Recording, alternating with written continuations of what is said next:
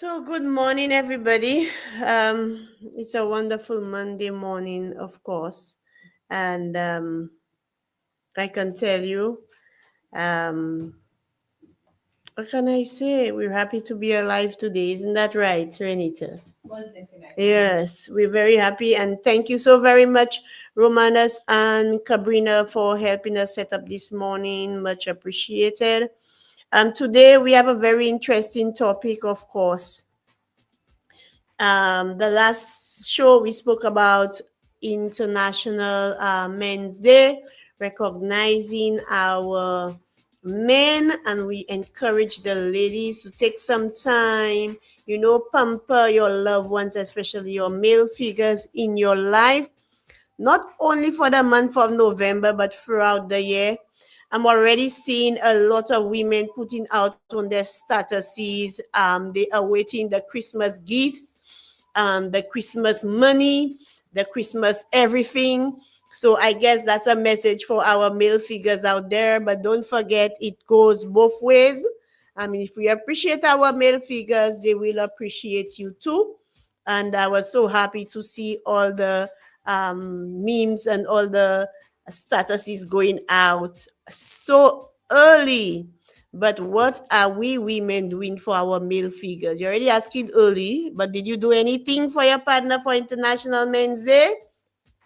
Or did you do anything for your loved one for International Men's Day? That's the question you have to ask yourself.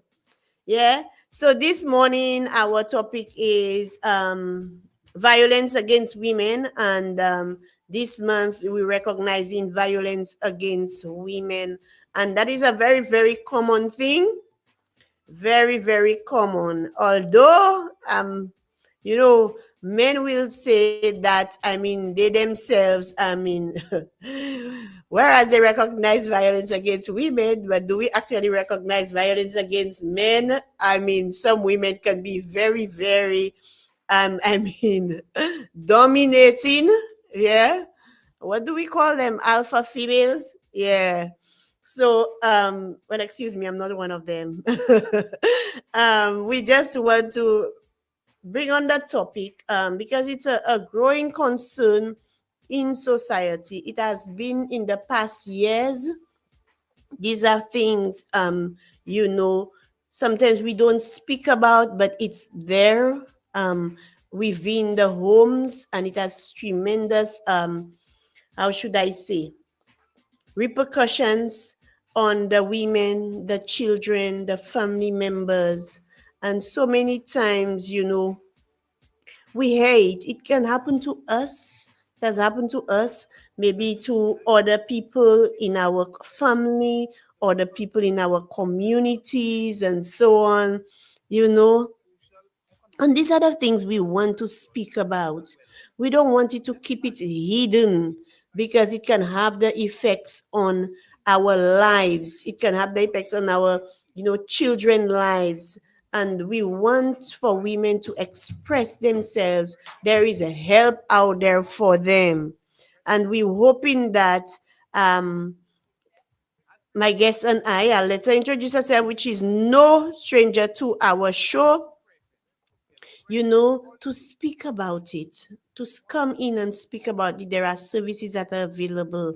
And I'm so happy that we're recognizing this aspect of it. Not that I sometimes I can tell you, we recognize, some people say it's all about women, but it's not always about women. But these are growing concerns of society, and that is why we want to recognize it. Especially this month is all about that. So let me allow my guest to introduce herself. Good morning, everyone, and Ms. Wilson, thank you for having me on such short notice. So, Very funny. very interesting topic this morning. It was my intention. Of course, viewers out there, I'm no stranger to you, Renita Bodimet, and I'm very happy that Ms. Wilson chose this topic this morning because this is one of the topics I've had down for discussion. So Wonderful. looking forward to a very informative program this morning. I'm so happy to hear that. Let me tell you, as a woman, one of the things is that sometimes we can be so troublesome. Now, I like to give my own experiences rather than just going out there and speaking about the textbook things and all of these things. So let me just give you a joke about myself as a woman and one of my experiences. Being in a relationship, sometimes, you have trust issues, you have everything. So a day I went in the phone, you know, actually, I did not have the phone at the time. And then, so my partner asked, "Where my phone? Where my phone? Where my phone?" And I keep on saying, "I don't have your phone. I don't have your phone." At that time, I was so young. I was still in my 20s. Yeah, and I said, "I don't have your phone." And then, um, so already, men with their phones, and sometimes when you have things to hide. I said, "I don't have their phone," and I sat down on the sofa, well upset. At that time, I was going to surf, and I was working. So, lo and behold, the phone was apparently in the room, and I was in the living room. So, a time I just felt, let me tell you, one punch in my eye. I can tell you, one punch, one swing, they gave me one punch in my eye. And that was my very first experience. Now, knowing me, I was so young at the time. I did not, I started to cry, and, and I was upset and so on. And then, I stayed home. I stayed home in my own world. I didn't go anywhere. And I was wondering what was actually happening to me. Why did he punch me? I didn't even have his phone at that time. And then, afterwards, in the evening, my partner came back and said he's so sorry because he got the phone. At the time when he punched me, he took the phone and he left. And in the night, he came back and said, "Oh, I'm so sorry," and whatever, whatever. And me being so stupid, one time you forgive them and say, it's not okay, but you try to make back, and that is where we go wrong as women. And me being foolish, still going and prepare dinner, Lord have mercy, and so on. And when I went to work on a Monday, at that time I got so depressed. I didn't even realize that I was blue black. I'm going to work at that time. I was working up north, and then one of the seniors, the ladies, these old women already always, they on the ball. They can see your business before you see your own business. And she said to me, "They said, what happened to your eye?" So I'm here, "What happened to my eye? What happened to my eye?" And then when she said, "I go and look in the mirror," boy, let me tell you, I was looking so bad. I was looking shitty. They sent me directly down to the chief's office, and the chief said, "Miss Wilson, what's the meaning of this?" I'm here, "Chief, I don't even know." And they could have understood that maybe I didn't want to speak about it, as a young individual. And I was sent home. I was sent home just for reflection. And this was my first experience. Getting a black eye. And then I for one, and that is when I realized what was actually happening. What was actually happening, and why, as a woman, I stayed in a relationship that, that happened to me. And I'm saying that because, Renita, sometimes we tend to be in denial because we're so much in love at the time. So much in love. Very much You so. put away your coat, but I was so much in love, and afterwards I completely forgot all about that. I completely forgot it. I completely forgot because the love took precedent over everything else. And this is how it starts, although they never put their hands on me again because I turned rebel. But this is how it starts. The first time you really have to be on your guard. So, having said that, I mean, women are in relationships where there are trust issues, and this is how it starts, especially when we have our male partners engaging in drugs and alcohol.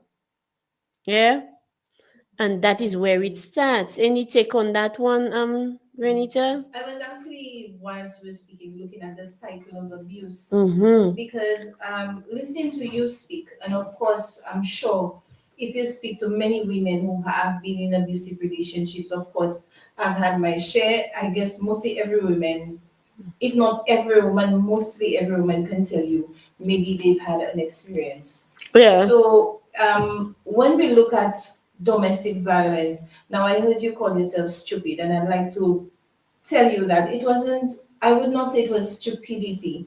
I would say at that time, Mm-hmm. because you're in a relationship and of course you're strongly attached, there is emotion to this Yes. person. So you cannot just get up and turn off a button. You cannot do that. And most of us look for the best in somebody. And you would say, okay, um, that was an error. I give you a chance. That you did it the first time, you were angry, you let your anger get the best of you. And this is Mm-hmm. how we look at it. So I wouldn't call it stupidity, I'd say, it's love. It is Love. not right.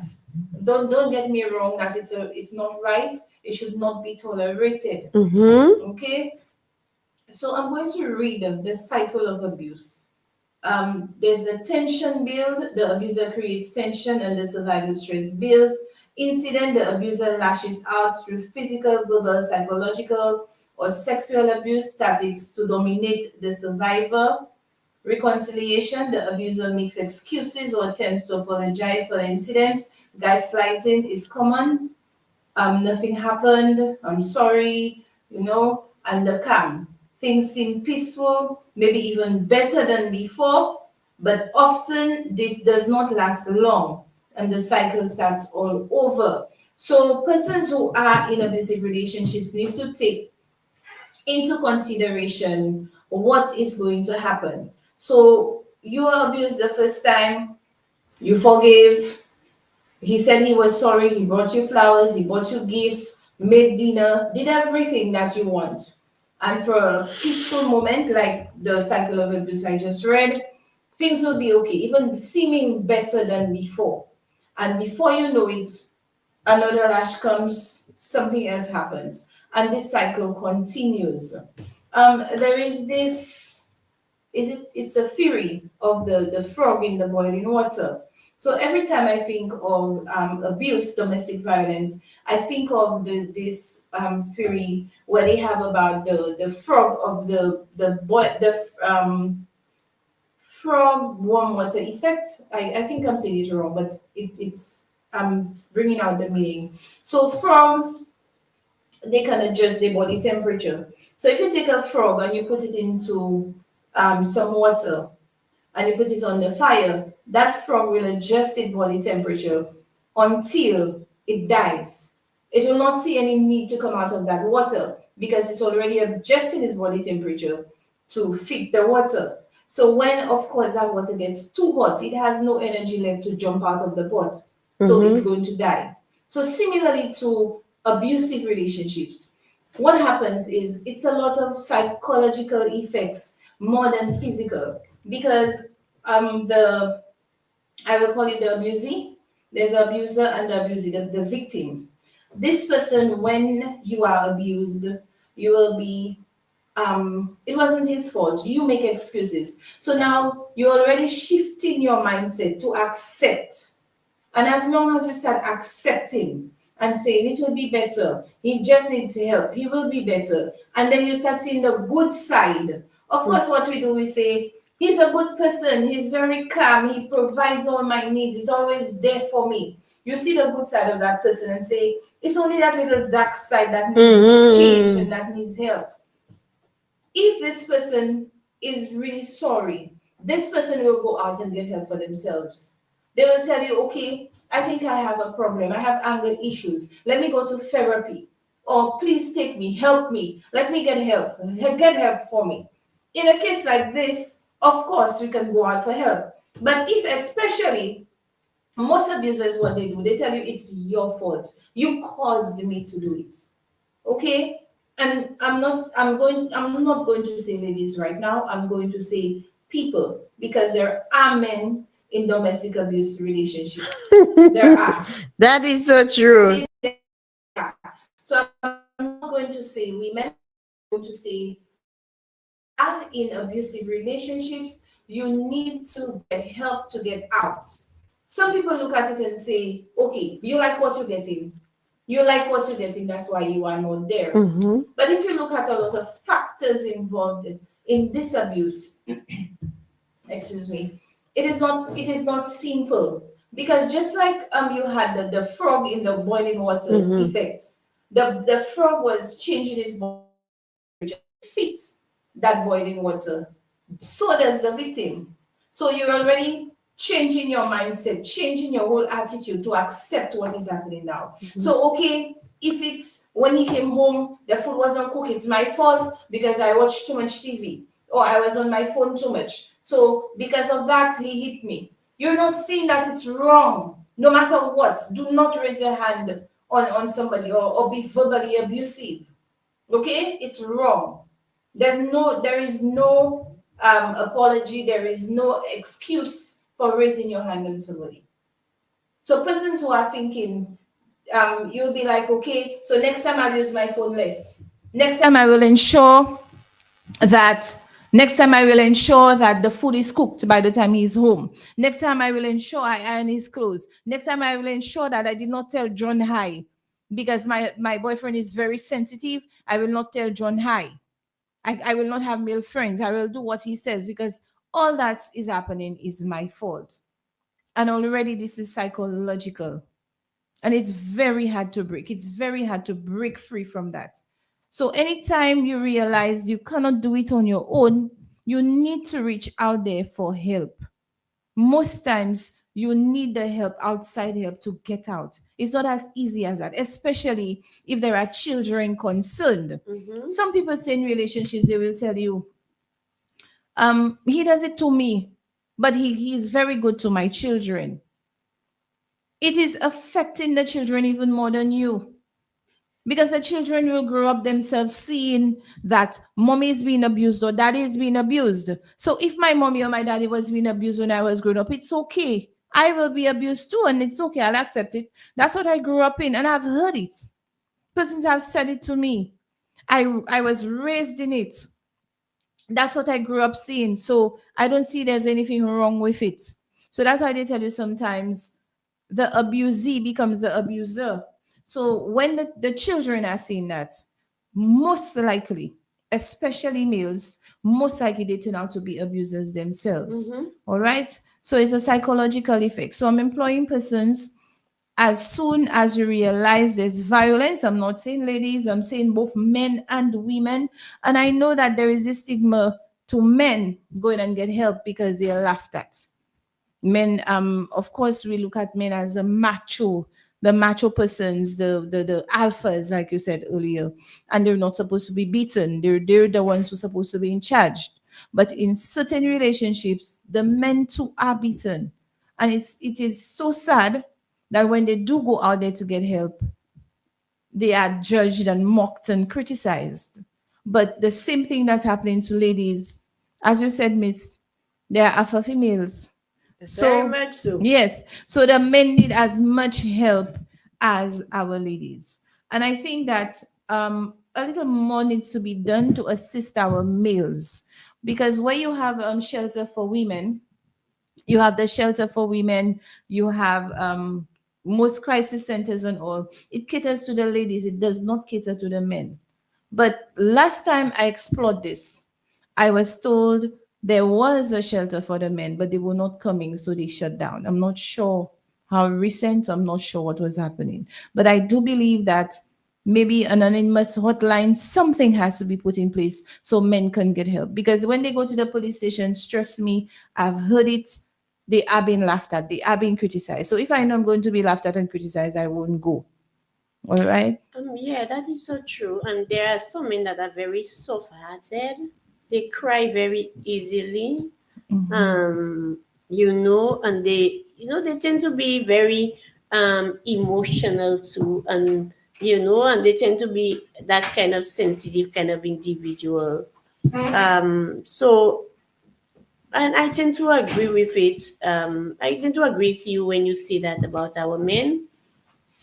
But you see, traditionally, it has always been the women against the women, and the percentage of rate violence against women to men, it is so low, or the reported cases are higher as it relates to women than men. And like you said, a lot of men don't come out and report it. Maybe that is why they have that thing about violence against women, because in the past it has always been about the women. They are the ones coming out. They are the ones with the children. They are the ones suffering. And now, it being done to men, they don't come out. So the statistics of men are quite low. Maybe that is why enough is not being done as it relates to the men. Um, and like you said, I mean, our culture in itself, when a man comes and they say, "My woman beating me," I mean, come on. I mean, who will come out and say, I mean, some of them do. Some Some of of them, them do. They do come for the help. I've seen They it, do. but they might have Yeah. been under the influence of alcohol when they come there and they start crying. Not. I mean, you see them, but it's like either they're drunk or something, then they actually say it rather than when they're sober and in their right frame of mind to actually come out. Yeah.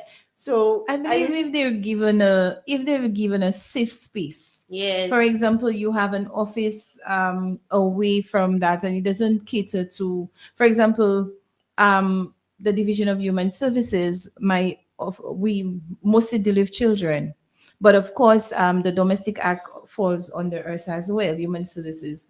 So persons would come in, but of course, you would not know because what we do is mainly dealing with children. So you find if it is a place is more anonymous, a guy would come in and let you know, hey, this is what's happening. How can I get the help? As opposed to if you have a place and say this place is catered for like a crisis center for men who are abused, you will not see a man going in there. Well, hardly ever. Hardly, because it will be like, oh, garçon saute la femme ou quoi battu.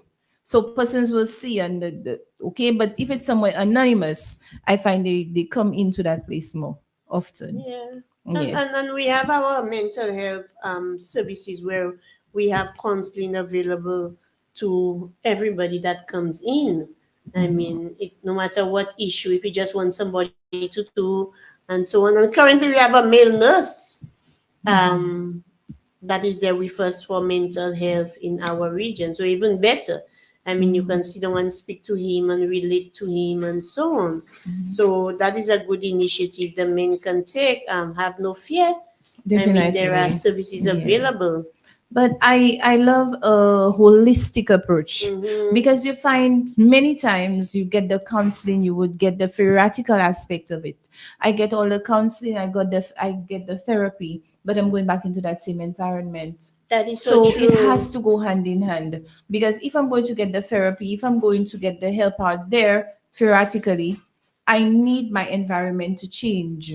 So how do we help that environment? So I always believe in a safe space. This will not be a place to go and live, but a safe space to work it out. Okay, so I'm away from that environment. Let us set our goals. Let us set short term and long term goals. What is going to happen? What are your next steps? Do it like that. Just like you have alcoholics and their turning point. They don't just give them therapy and leave them home by the rum shop. So they go to turning points where they have this whole therapy, drain it out of their systems, and also I believe just as that, because remember it's psychological. The environment adds to what's happening. So that needs to be helped as well. So if there's a safe space like a shelter somewhere that both women and men can go to and they get the therapy, they get the steps into how to do it, bring both of them in and Mm. assist holistically, I think that approach would be a lot better.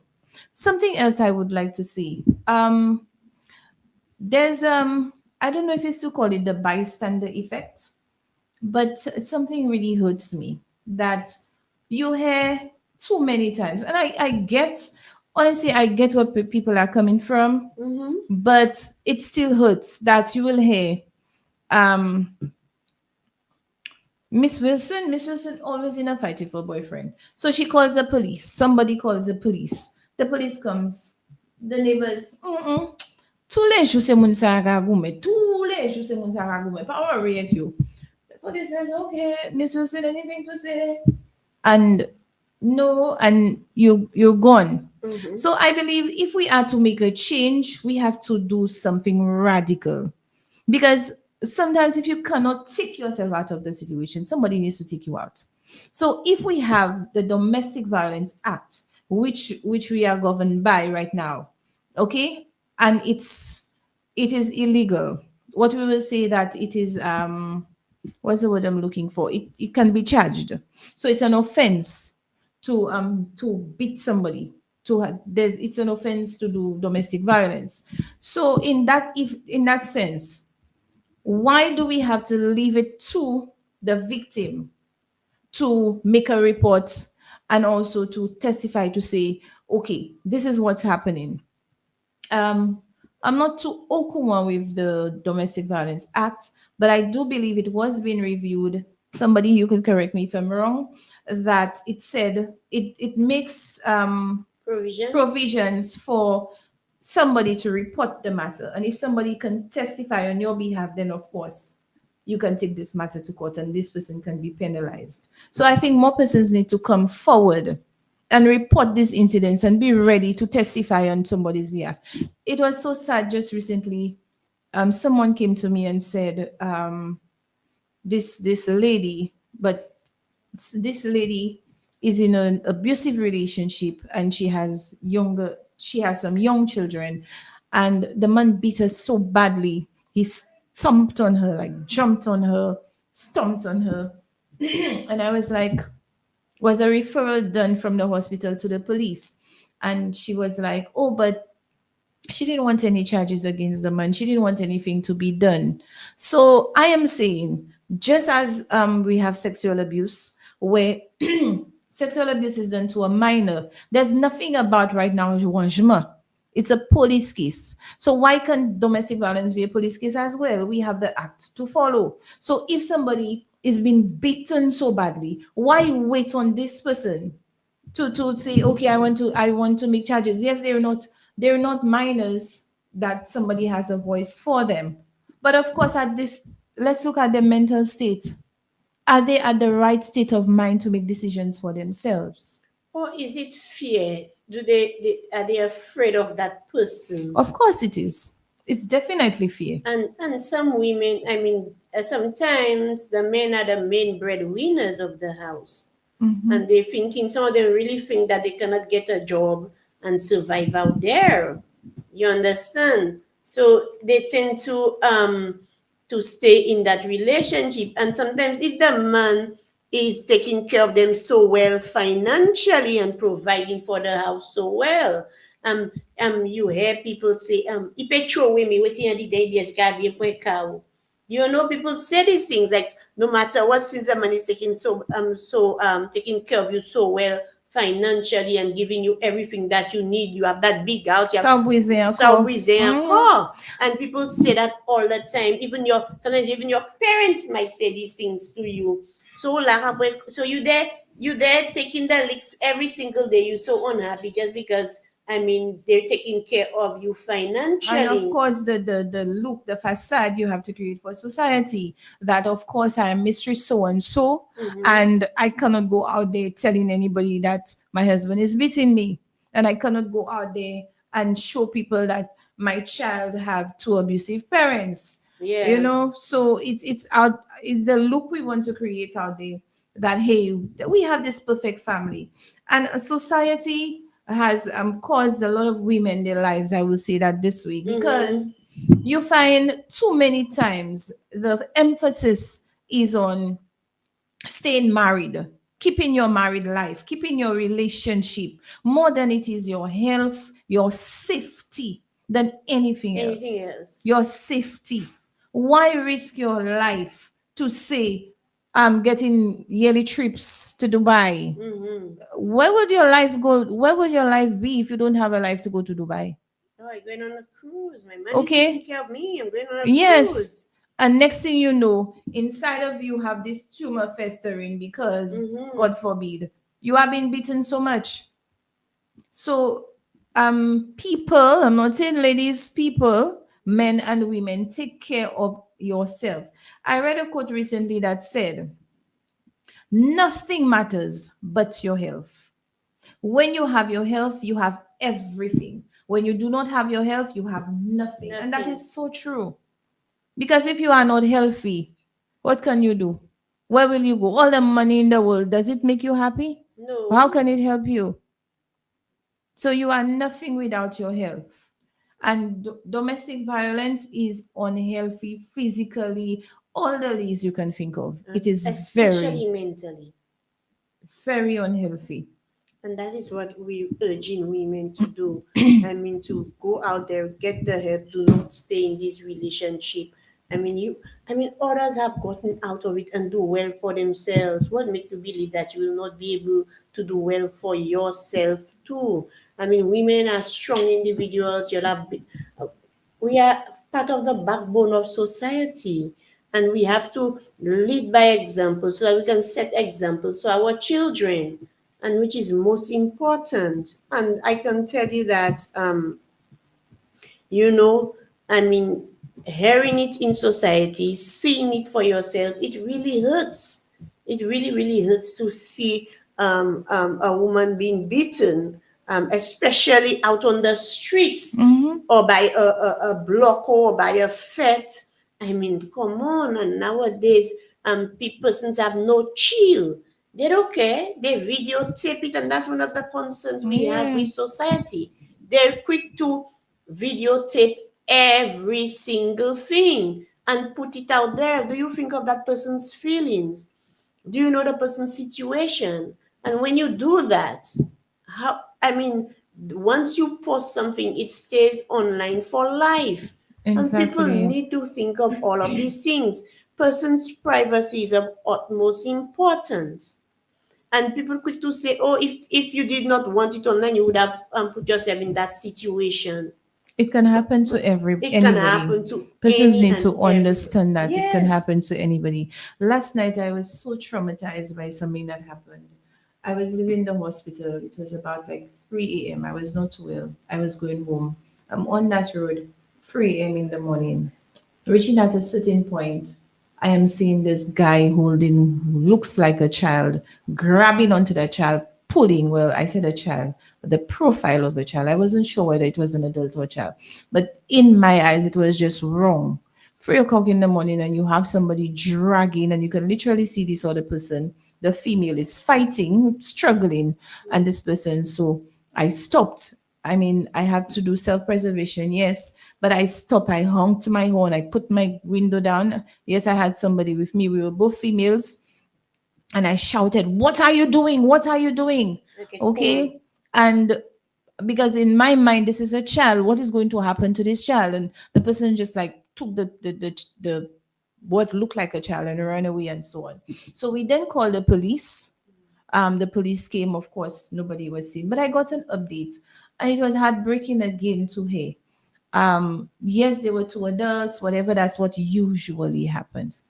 That's what usually happens. That's nothing new. They're always in a fracas, they're always in something. So that's nothing new. What I'm saying is, when are we going to stand up against nothing new? Something could have happened. What if that Yes. person lost their lives? Then what are we going to say? Okay, that's why I looked at it and said the bystander effect. Because when you say that's always something, it can turn deadly. Then when you if it turns deadly, are you okay to live with your conscience and say, I could have looked at it and said, ma'am, I'm pushing myself in people's business.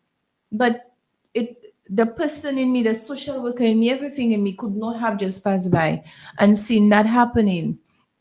So the next day when I'm getting an update and I'm getting, that's always what happens. Something is definitely wrong. So as Yeah. much as, yes, it is a person's responsibility to get out of the situation. But we too, it's our responsibility as each other's keepers. Because if you realize that this relationship is really toxic, is really bad, and your neighbor is being beaten every night, you need to intervene. Maybe not go into the house and pull the man off. Call the police, get help for this individual because it's clear that this individual cannot help his or herself. I tend to agree with you. I tend to agree with you. And somebody commented, said, it's good morning. This topic is very important to be aired much more to really society educate St. Lucians. And my take is that his folks love rural and not sympathetic. Constant serious discussion is needed. And I tend to agree with that person, Yes. Um, you know, the education out there where the services are available, and that's what we need to do. You can say I'm going into town and then still come and get the counseling, yeah, if it's Mm, for at least half an hour or an hour, and and take it from there. You don't have to stay home, and this can lead to so many issues like depression, and all of these things. So people need to take some time and figure out, especially, I mean, like Renita said, women, people, but, since it's violence against women, I think they really need to take a stand and what they're doing about it. It cannot be, it's a normal thing. That cannot be a normal thing every day. Yeah, exactly. especially for our young girls. Okay. Permit me just to read some things. Yes, I go was ahead. just doing some research on how violence can be curbed. Based on the research here, it says prevention and response efforts must be comprehensive and address the root causes of violence, which are deeply rooted in gender inequality and harmful gender norms. Enact and enforce legislation. Develop and enforce laws and policies that promote gender equality and criminalize all forms of violence against women. So, of course, I did research about women. Okay. Um, Let us enact our legislation. Let us ensure we enforce the law, because I know there are laws that penalizes these behaviors, but of course, because of society, persons behaviors and beliefs, we let it slide. Okay, letting it slide can cost somebody their lives. Promote gender equality and challenge norms. Interventions that challenge rigid gender stereotypes and power imbalances in relationships and society are effective. This includes community mobilization and education campaigns to foster respectful relationships. Support survivors with comprehensive services. Ensure universal access to critical victim centered services. Example, 24-hour hotlines and safe housing or shelters. Medical care, including post rape care or post traumatic care, counseling and psychosocial support, free legal aid to understand rights and options. Empower women economically and socially, strengthen women's economic security, example, through equal pay, asset ownership, and microfinance programs combined with gender training to reduce their vulnerability and dependence on abusive partners. And this is very important. I absolutely love Yeah. this point that we empower our women, because you find most of the times that there is domestic violence, the lady most times is unemployed, or the partner is on one of the partner is unemployed, and this is what the abuser works on, that I'm the breadwinner, you will stay there, you will listen to me. But if this person works and says, you know what, I can't help myself, I can't take care of myself, chances are this person will not stay in this abusive relationship. Okay, engage men and boys. Involve men and boys as allies in prevention efforts by promoting healthy masculinities and non-violent conflict resolution skills. That is very important. Okay? Very. Very important. Conflict resolution skills. Before anything now, when you pass, it's a violence. Like nobody has the time to speak. I don't know what is in the diet these days.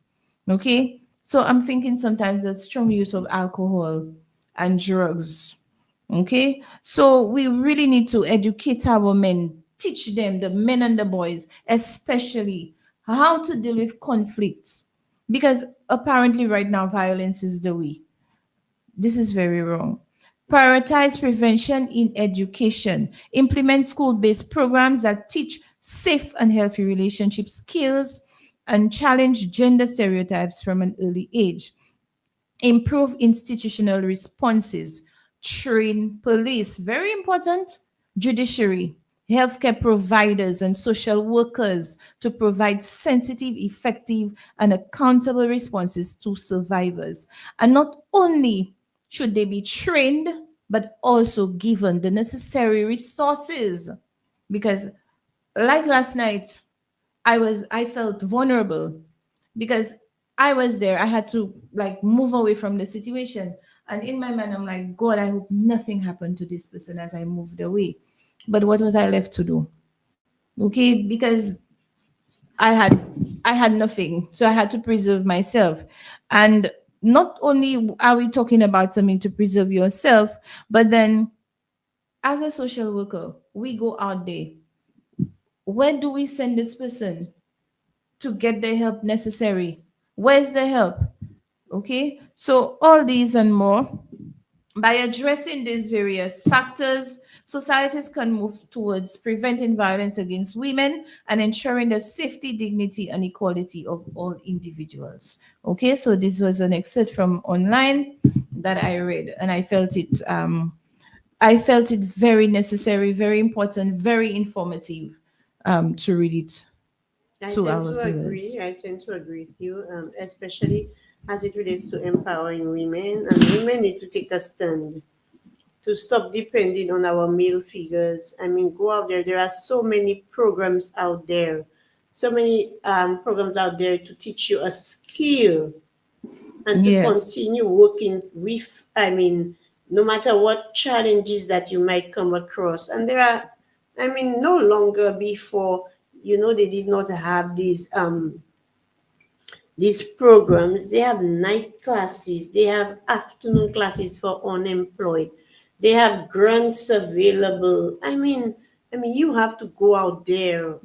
Go out there and see what it's like, and to Mm-hmm. empower yourself to stop being dependent on a male figure financially. You can be your own breadwinner. You can do what you have to do for yourself and your children.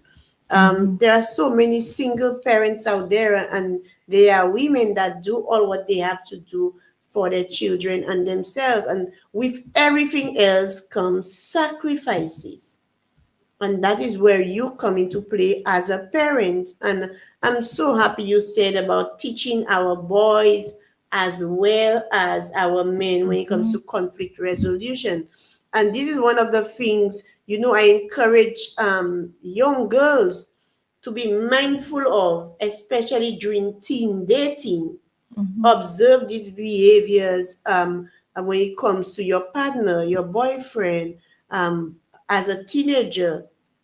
These are signs, and you need to get out of it. And these are some of the things we need to start teaching our girls too. When it comes to teen dating, what do you, or even our boys, what do you look at? And when it comes to that person's behavior, do that person have a tendency to be jealous? What are their reaction? And all of this kind of stuff that you need to be mindful. So it starts at a very early age, where we need to start educating both our girls and our boys. I'm happy to hear you say teen dating. There's is there any place in our society that encourage that in our culture? And I think we put in the cat before the horse to some extent, because if there's no teen dating, because when your little girl, your young child is out there, Mm, maybe on a prom date, a simple date that mm, you supervising, I'm out there saying, Gadi, way jaka, mind my language, excuse my language. Ihakavwe ishi agadi punom.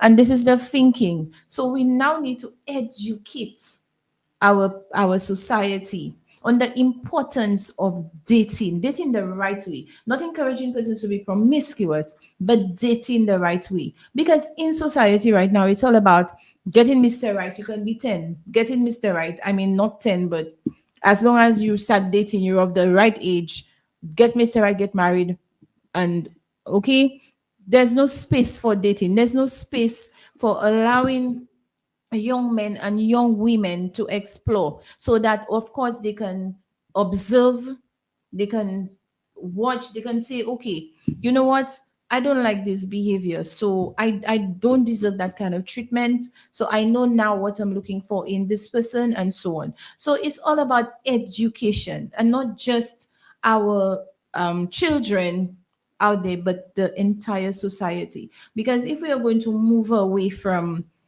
I read something on Facebook. It was so painful, where it was a poem.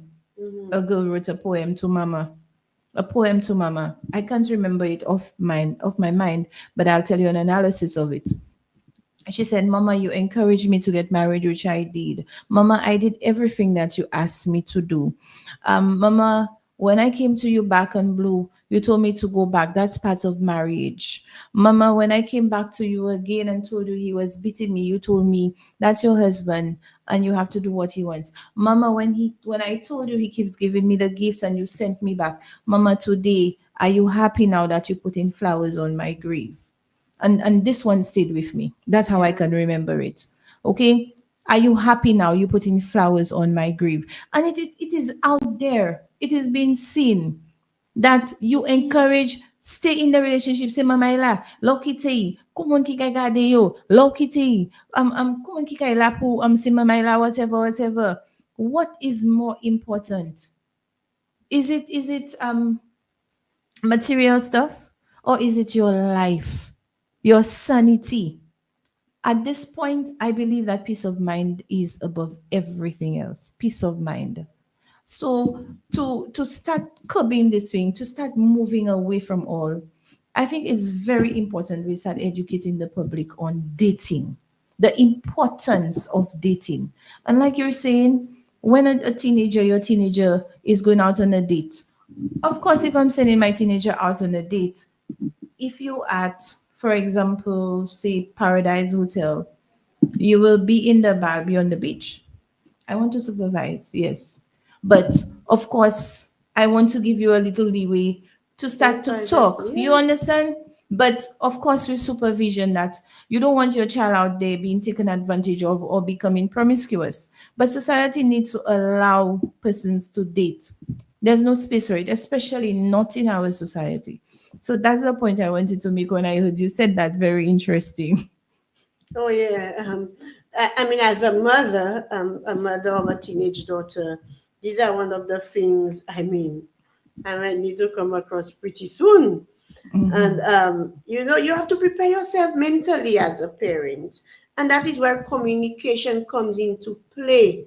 How well you communicate with your children, tell them what is the expectation, what is going to happen, and so on. And you have to develop that kind of relationship, and you have to understand that generation that you're dealing with, because how you communicate with them, do you speak their language, do you understand them, and so on, so you can better Definitely. prepare them, and so you as a parent, you need to do these things. And a lot of parents do not have that relationship with their teenage daughters. It's true, sometimes your parents never taught you these things, but you as a younger parent, you know better, so you can do better. And it will not happen overnight. You have to take small steps. Yes, small steps. By the time you start the conversation, they will say, Mommy, are you tripping? Mommy, since when? Yep. They use these kind of things to you, and you have to stand firm take time to explain and so on. And when they say these things to you, you know you have to control your temper. You have to, because and you're thinking, what kind of thing is that? But that is the children. That is Mm-hmm. the children of this generation. And you need to communicate these things to them. And things are slowly changing, because before, around our time, we didn't know nothing about teen dating. But Mm-hmm. now it's a growing trend. I mean, they say, I want to go to the cinema. Well, that cinema thing, I don't trust it at all in that dark room. I can tell you. I mean, but I'm saying, they want to go, Mommy, I want to go buy a football match. I mean, lo and behold, their crush is probably playing on the football match, and yeah, and you can accompany them. You can be on the sideline watching, observing. And these are the things parents need to do. Start observing things about their children. Of And course. then we as parents need to understand these things. I think, So yeah, sorry. go ahead, Go Renita. ahead. Go ahead, Renita. I think that it's very important for parents and children to establish trust between them, for you to establish trust with your child, in that you give the child a space to come to you with Mm-hmm. certain things and how you deal with it. Because I mean, I have a teenage daughter, and when she came to me with something, and I'm like, my God. God And have mercy. yes, but I stepped back and I started asking her questions about it. And, we went through it, and she was like, but you could see how naive she was about it. And when after questioning her, speaking to her, she was like, "Oh, okay, I didn't see anything wrong with that." So I said to her, I started telling her, "Well, this is not the time, this and that and the other," and we went through it. So I think that if she wasn't at ease with me and she did not trust me, she would not come to me. And this is something you need to encourage your children to do. To be able to sit and speak to you about any topic, Mm-hmm. you need to encourage that. And you as a parent, you may not be ready. Like some parents will tell me, Miss, I can't handle that, I'm not ready for that. Who makes you ready? How will you ever be ready? You have to make Never yourself be ready. ready. Yes. So if it is that you have to go and research, do your research. If it means that you have to make a call to Miss Wilson in the night, Miss Wilson, hey, help, Miss Bodyman, help, do just that to help your children. And something else, I think it's very important that we teach our girls, as girls and boys, what to look for. I remember the once two people came to me, and it was it looked like they were very in love. Two young people. It looked like they were very in love. But one thing I noticed is that the young man, he had a lovely smile on his face, nice smile. But something he was doing, I started paying attention. Every time I asked a question, he would cut across the girl. He would answer for her, even her name. And but he's jovial and he has his smile, and it looked like, oh, he's so in love with me. But that was a red flag for me. Mm-hmm. It was a red flag for me. So even when he Very was, dominating. yes, so even when he was being nice and he seemed caring and loving and all that, it said to me, you're a controlling person, because you would not even allow her to answer her own name, her date of birth, personal things like that. So if you're doing that, what else would you be doing? That means you're very controlling, very dominating. And these are the signs, these are the things we need to speak to our children, not just our girls, our children about. Mm-hmm. You find there are some girls who likes to hit.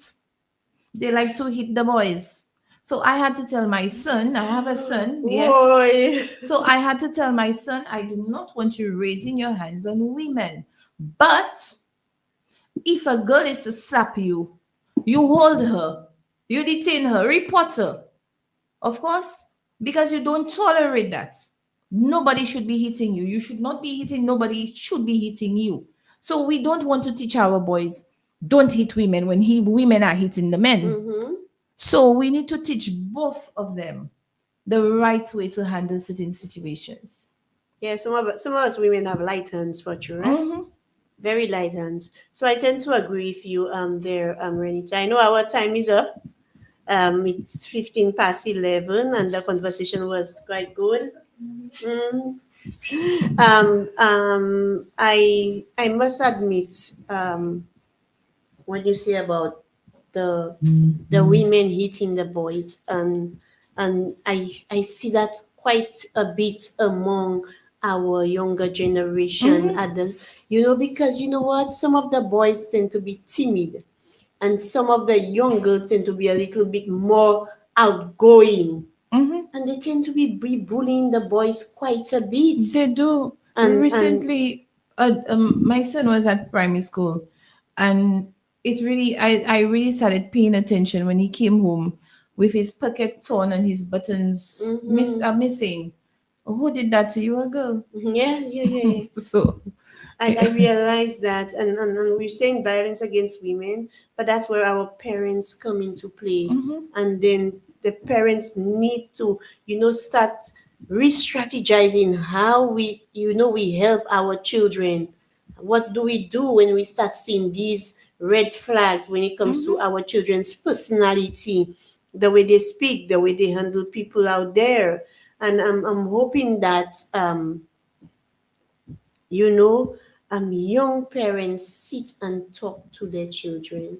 And that mhm, is what, and even young grandparents, because more and mhm. more we've seen the grandparents are just as young as, Yes. so let us just, I mean, just take some time.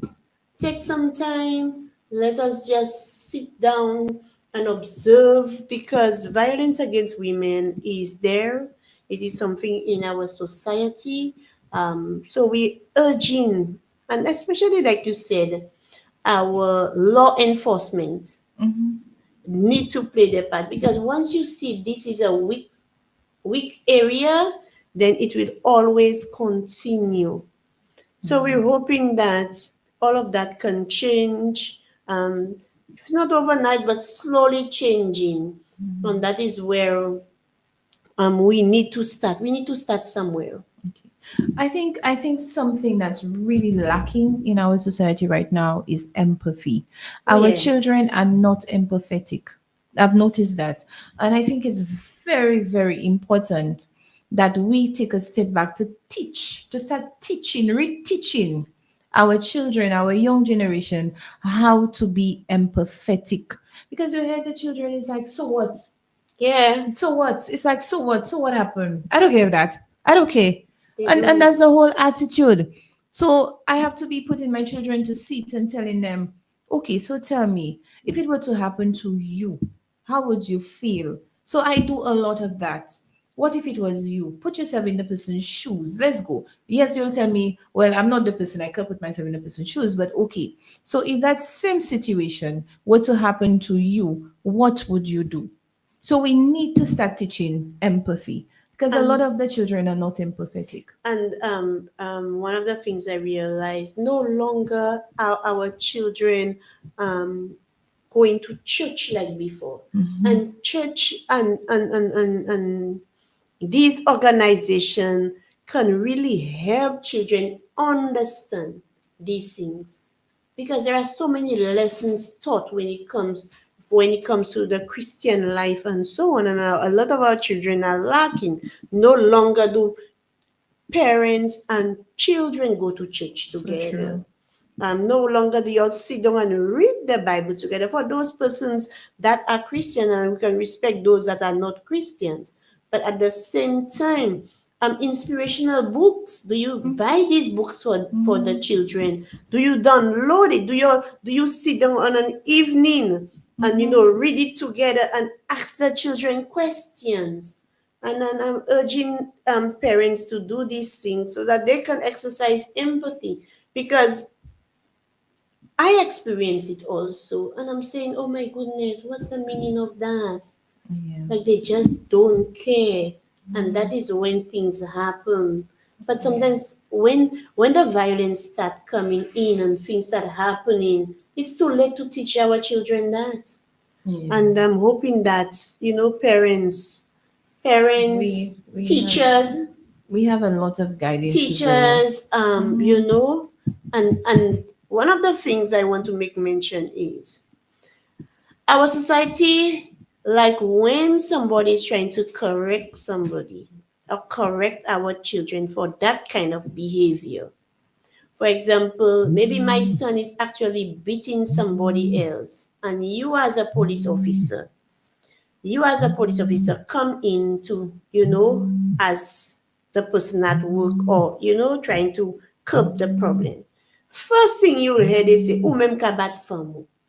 Or they'll say, as to the teacher, ma ou de ka bat ou pli pase mwen. And these are the things like you were saying, we need to stop. We need to stop it as society. And these are the things, that's where we need to stop the cycle.